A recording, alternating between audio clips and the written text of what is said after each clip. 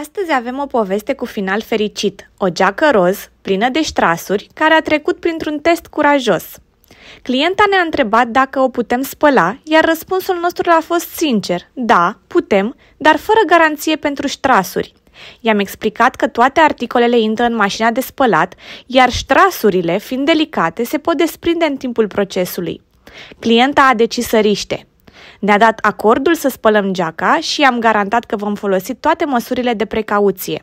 Am pus geaca într-un sac de protecție special pentru a reduce riscurile.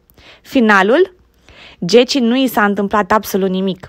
Este acum perfect curată, finisată impecabil, iar ștrasurile sunt intacte.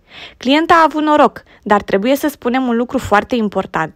Nu putem garanta același rezultat pentru toate articolele cu aplicații delicate. De aceea, decizia rămâne întotdeauna la client. Ai articole speciale care necesită curățare profesională? Fie că sunt cu ștrasuri, aplicații sau alte detalii delicate, noi le tratăm cu grijă. Contactează-ne și hai să redăm strălucirea hainelor tale!